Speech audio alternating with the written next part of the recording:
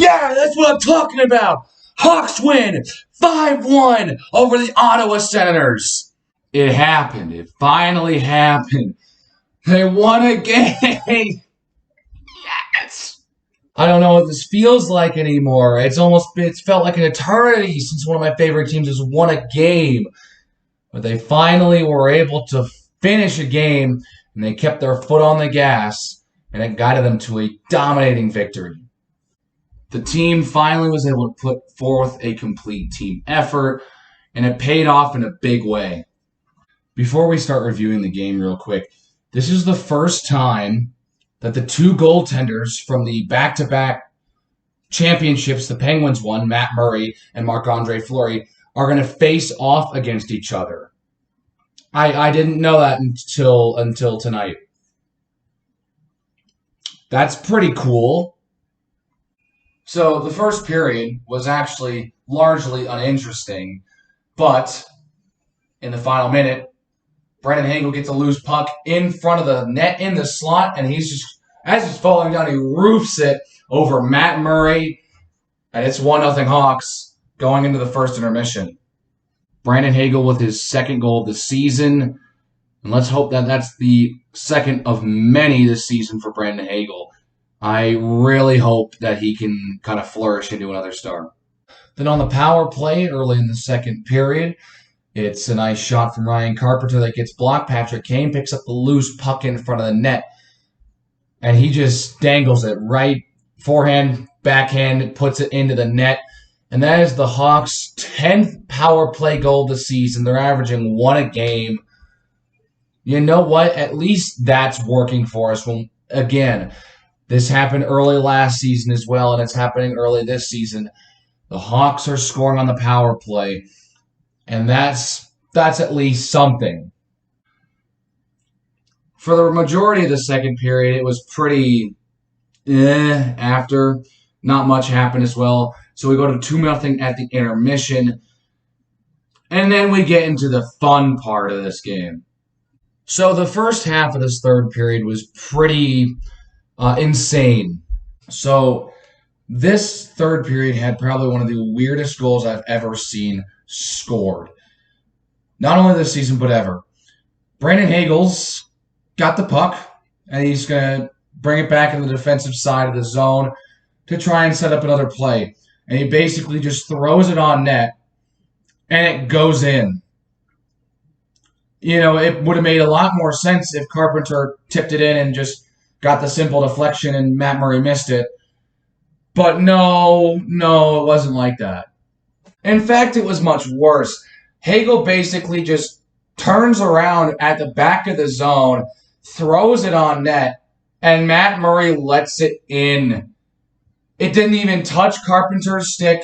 Nothing. Hagel gets credit for the goal, his third of the season, second of the game, on probably the easiest goal he will ever get credit for. And, like, the easiest goal he'll ever score. Just throw it on net, and it goes in the net. I mean, I don't know what Matt Murray was thinking, but he let it through. And that's just embarrassing. I know Matt Murray fell off after he left Pittsburgh, but man, did he look awful tonight. And it got worse because just about a minute later, the Hawks scored again. Gustafsson right over to Kane, and he roofs it past Murray, and it's 4-0 with about 18 minutes to go in the game. That was also Kane's third goal of the season and second of the game. So what happens next? Naturally, about 20 seconds later, Alex Formenton for the Senators puts it past Marc-Andre Fleury and gets the Senators on the board. 3 goals in the first minute and a half, practically, in the first 2 minutes of this third period.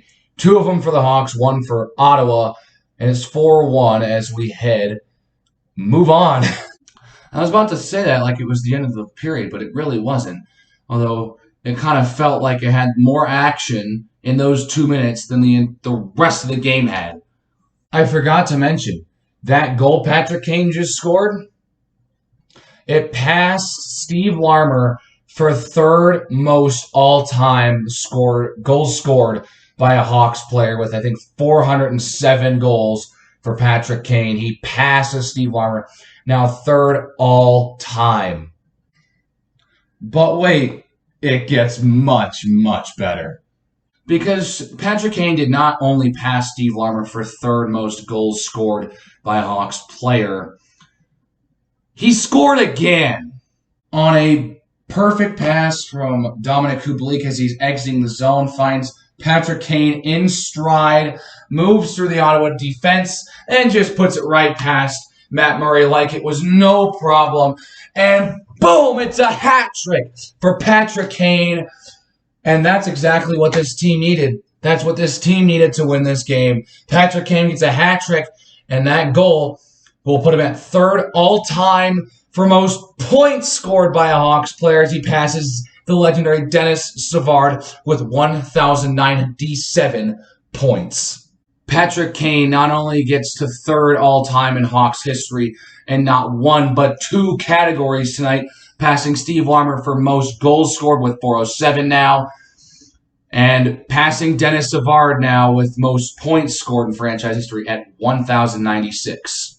Kane has only got to beat Bobby Hull and Stan Mikita to get to the top spot, and safe to say it's probably not going to happen. He probably will hang on to that third spot. He might be able to beat Bobby Hull, but I don't think he's getting Stan Mikita because he's about 50-ish away from Hull. He's got probably about 350 to catch Mikita.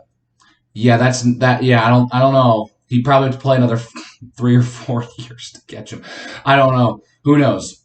He's finally put it all together and put a complete game through. He let up one against St. Louis, but the offense didn't really score, so we lost. But he lets up only one in this one, and the Hawks back him up with 5. Oh, sweet, sweet victory. Cue the dagger. Let's make it 2 in a row, am I right? Oh, who's next on our schedule? The Hurricanes? It was fun while it lasted. Yeah, we got the Hurricanes next. The game in Carolina was a bit depressing. Does things change now that we got a win and we're at home? Probably not. But you know what? At least we won a game this year. Because once we finally were able to get a lead against Toronto, we led for a bit against Carolina. Obviously didn't have the lead against St. Louis because we didn't score. And we pretty much had the lead the entire game here against Ottawa. We were not trailing at all in this game. Well, who knows what's going to happen against Carolina? It's not going to be as dominant as this game here, I can tell you that much. But they're still undefeated. I think they're 8-0 now, so that would mean 8-0 Carolina Hurricanes playing a 1-7-2 Hawks team. I don't know if I've ever seen a more lopsided matchup in my life. So yeah, if the Hawks actually beat the Hurricanes, I'd be genuinely shocked. Genuinely shocked, and I'd genuinely be ecstatic. So I expect to lose, but hey, at least we got the win. We got the Jets on Friday, and then the Predators on Sunday to wrap up the week. So that's a road game against the Jets, and then we come back home to play the Predators. Can we please beat the Predators? That's the game I'm looking for this week. Because we're not going to beat the Hurricanes, and who knows if we can beat the Jets. Those 2 games against the Jets and the Predators are kind of like, if we play well, maybe we can win. But if we don't play well, we're going to be destroyed. But yes, such a good performance by this team. Glad to get the first win off the chest. The first of the seasons have really kind of ended when it comes to major things. First win, first lead. It only took us, half a month to get some of those. Those are out of the way. The team now knows what it's like to win a game. They also know what it's like to have a lead and have a multi-goal lead. So maybe can we get a lead against the Hurricanes again? Can we get a lead against the Jets? I don't know if things are going to continue to improve or if this slump's just going to return. Fingers crossed it doesn't. That's going to do it for this one. If you liked it, make sure you hit the like button, hit the subscribe button, and I will see you guys next time.